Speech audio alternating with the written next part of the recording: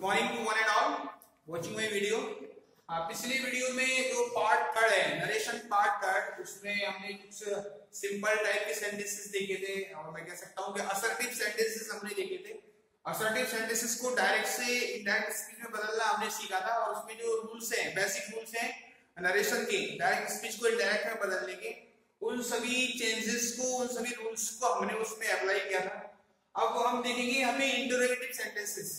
इस वीडियो में मैं आपके सामने प्रेजेंट करूंगा इंटरोगेटिव, इंपेरेटिव, ऑप्टेटिव और एक्सक्लेमेटरी, है ना, सभी तरह के सेंटेंसेस हम यहाँ पे लेंगे इस वीडियो के अंदर। उसके बाद फिर नेक्स्ट वीडियो होगा उसमें हम स्पेसिफिक टाइप के जो सेंटेंसेस होते हैं उनको लेंगे। चलो इंटरोगेटिव सेंटेंसेस की बात करते हैं। आप लोगों को पता होगा इंटरोगेटिव सेंटेंसेस की टू कैटेगरी है, टू टाइप्स के होते हैं इंटरोगेटिव सेंटेंसेस।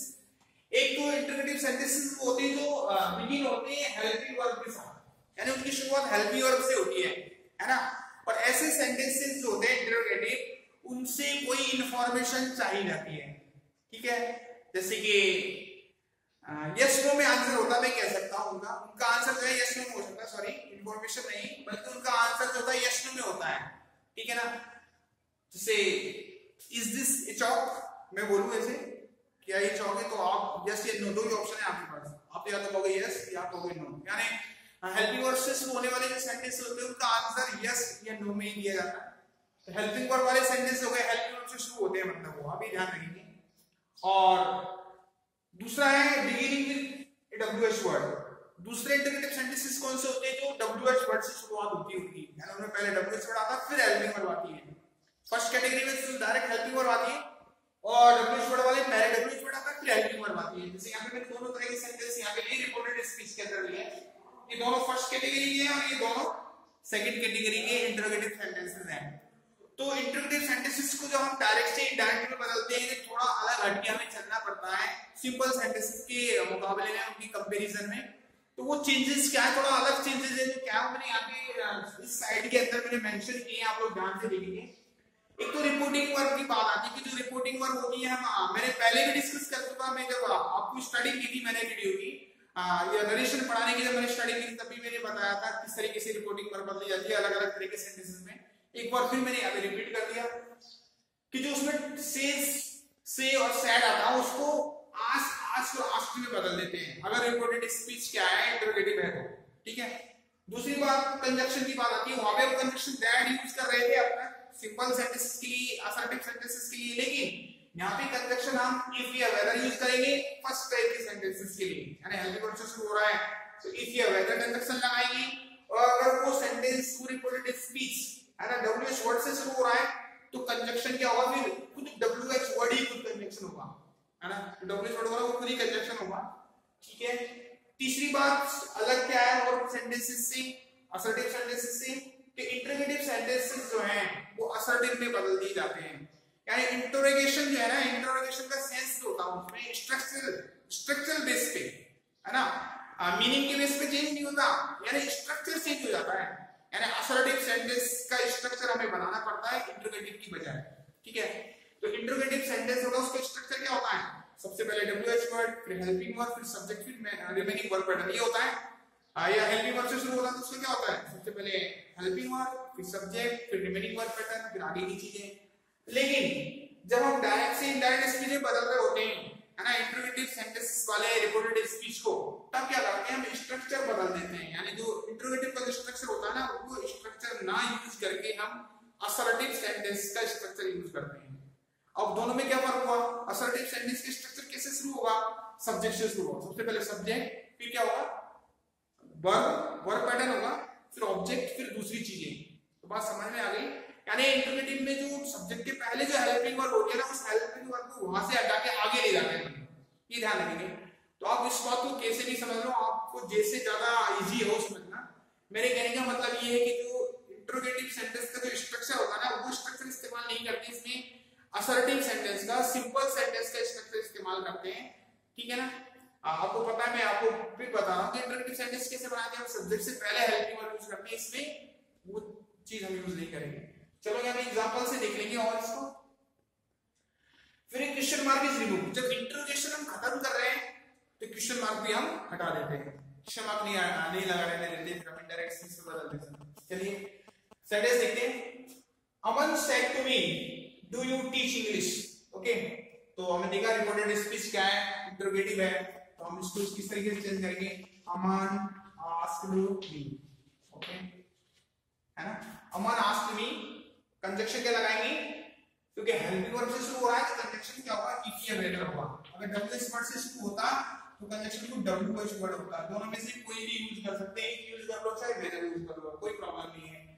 अब देखिए क्योंकि ये इंटरनेटिव था इसलिए सबसे पहले हेल्पिंग वर्ब आई, फिर सब्जेक्ट आया, मैंने क्या कहा इसको अब असर्टिव में बदलना है ना, इंटरनेटिव का इसलिए हेल्पिंग वर्ब से शुरू हुआ, फिर सब्जेक्ट बाद में आया, अब असर्टिव में बदलना है तो सबसे पहले क्या चाहिए, हमें सब्जेक्ट चाहिए। सब्जेक्ट कौन है इसमें, यू, पर्सन देखो इसका सेकंड पर्सन, किसके अकॉर्डिंग बदलेगा, ऑब्जेक्ट के अकॉर्डिंग, ऑब्जेक्ट कौन है, मी, है ना, तो यहाँ पे क्या बन जाएगा सब्जेक्ट, हमें सब्जेक्टिव फॉर्म चाहिए, हमें इससे क्या मतलब है ना, मी है ये ऑब्जेक्टिव फॉर्म है, तो हमें यहाँ पे कैसी फॉर्म चाहिए, सब्जेक्टिव फॉर्म, बिकॉज सब्जेक्ट को रिप्लेस कर रहे हैं हम, है ना, तो क्या होगा आई। यहाँ तक बात क्लियर होगी।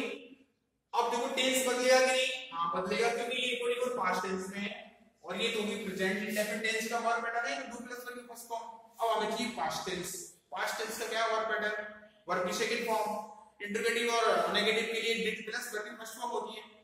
लेकिन फिर दोबारा याद करो मैंने क्या बात बताई आपको, हमें किसमें बदलना है, उसको असर्टिव फॉर्म में बदलना है, तो अब ऐसे नहीं कर लेंगे हम, यहाँ पे जो है did plus first form use कर ले या फिर कुछ और यूज कर ले, हमें यहाँ पे कौन सी फॉर्म यूज करनी है, सेकंड फॉर्म यूज करनी है ना।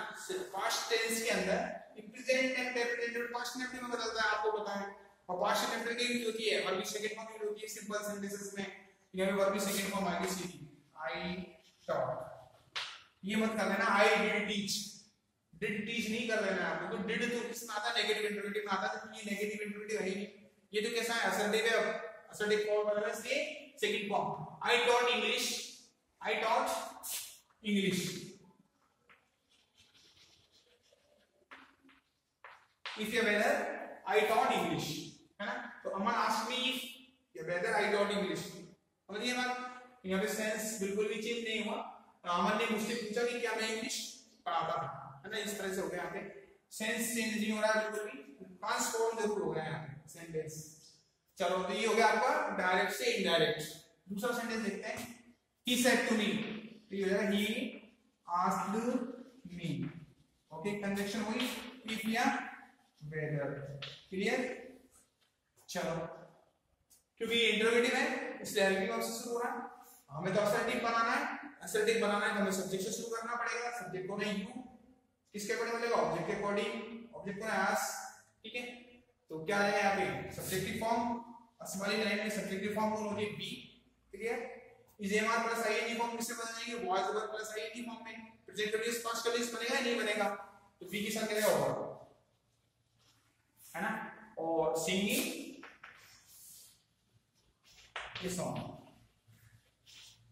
इस तरीके से हम डायरेक्ट को किससे बदल दिया, हमने इनडायरेक्ट स्पीच में बदल दिया। दोनों सेंटेंस समझ में आए होंगे आप लोगों के। अगला है my mother said to me why are you not going to school. Okay, my mother वही asked because the reported speech in interrogative form. Okay, my mother asked me, अब देखिए कंजक्शन क्या लगाना है, हेल्पिंग वर्ब से शुरू नहीं हो रहा बल्कि डब्ल्यूएच वर्ड से शुरू हो रहा है, तो खुद डब्ल्यूएच वर्ड ही क्या हो जाएगा कंजक्शन, व्हाई, क्लियर। मैंने क्या कहा, इंटरोगेटिव फॉर्म को असर्टिव फॉर्म में बदलना है, ठीक है ना। असर्टिव में दोनों ही आते हैं, सिंपल में आते हैं, नेगेटिव में आते हैं, कुछ असर्ट कर रहा होता है, कुछ कह रहे होते हैं, कुछ बता रहे होते हैं, असर्टिव सेंटेंस का मतलब यहाँ पे हुआ है, तो व्हाई, तो हमें तब सीधा क्या चाहिए, सब्जेक्ट चाहिए, बिकॉज़ ये सेंटेंस असर्टिव बनेगा, तो कौन है यू, इसका मतलब बनेगा ऑब्जेक्ट के अकॉर्डिंग, ऑब्जेक्ट क्या है, मी, मतलब यहाँ पे क्या हो जाएगा आई, सब्जेक्ट बन गया। अब इज एमआर किससे बदलेंगे, वॉइस वर्ब में, व्हाई आई वाज, नेगेटिव भी साथ के साथ तो नॉट, ठीक है, इसके बाद नॉट आएगा, going to school, question mark हमें लगाना नहीं है, why I was not going to school. और समझ में आ गई, तो हमें इस तरीके से करना है, रिपोर्टिंग वर्ब को चेंज करने का ध्यान रखो, कंजक्शन का ध्यान रखो, और मेन चीज है इंट्रोगेशन को असर्शन में बदलो, यानी इंटरोगेटिव फॉर्म को असर्टिव फॉर्म में बदलो वहां पे, है ना, उसको इंटरोगेटिव फॉर्म में नहीं रखना है। अब वो कैसे बदलना है वो आपको पता है कि इंटरोगेटिव में हेल्पिंग वर्ब पहले आती है जो कि assertive sentences में नहीं आती subjective है। अगर he said to me who stole my bike, he asked me, okay conjunction क्या आएगा, W स्टोरी आएगा तो who, है ना। अब यहाँ पे सब्जेक्ट का काम कर रहा है किसी ने, who stole my bike, who के लिए आप लोग नाम रख के देखो, Raman stole my bike, subject की तरह काम नहीं आ रहा है, इसमें सब्जेक्ट नहीं है, कोई नहीं है ना। और जब इसमें सब्जेक्ट नहीं है तो फिर W स्टोरी क्या है, वही सब्जेक्ट होगा। आपने पैसिव में भी बात की थी इसके बारे में, ठीक है। तो ये खुद ही सब्जेक्ट भी है, W स्टोरी भी है, ठीक है। तो दोनों काम हो गए, कंजक्शन भी बन गया है और सब्जेक्ट भी हमने लिख दिया, मिल गया ना, सीधे वर्ब पे पहुंच गए। सेकंड फॉर्म किससे बदल जाएगी, पास्ट परफेक्ट टेंस से बदल जाएगा, मतलब पास्ट इंडेफिनिट का हैड स्टोलन हो जाएगा, who had stolen my bike, है ना। ये ऑब्जेक्ट है अपना, ऑब्जेक्ट है किसके अकॉर्डिंग बदलेंगे, कौन से पर्सन की फॉर्म है, फर्स्ट पर्सन की फॉर्म है, किसके अकॉर्डिंग बदलेगा, सब्जेक्ट के अकॉर्डिंग। किसके अकॉर्डिंग, भाई फर्स्ट पर्सन की फॉर्म है ना, तो फर्स्ट पर्सन किसके अकॉर्डिंग बदलता है, रिपोर्टिंग वर्ब में सब्जेक्ट के अकॉर्डिंग। माय बाइक, तो माय इसमें जाके बदलेगा तो आई मी माय, है ना। ही से बदलना है तो ही हिम हिज, बात समझ रहे हैं। भाई माय है फर्स्ट पर्सन की फॉर्म है, कौन सी फॉर्म है, रिलेटिव फॉर्म है, आई मी माय।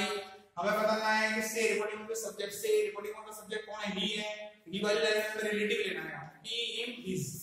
पिछली वीडियो जो मैंने आपके सामने आपके लिए अपलोड की है उसमें मिस्टेक हो गई थी, और मैंने उसमें इस तरीके से रिलेटिव को माय को हिज में नहीं बदला था। आपने अगर वो वीडियो देखी हो तो आप उसमें वहां पे सुधार कर लेना है आप लोगों को, ठीक है। माय हाउस ये इस तरह से उसका उसको इज हाउस करना था, क्योंकि कोई सी भी फॉर्म है प्रोनाउन उसको बदलते जरूर है, ठीक है। यहाँ पे क्या होगा, हिज माय। तो इस तरीके से जो है हम इस तरीके से हम इंटरोगेटिव सेंटेंसेस को डायरेक्ट से इनडायरेक्ट स्पीच में बदलते हैं।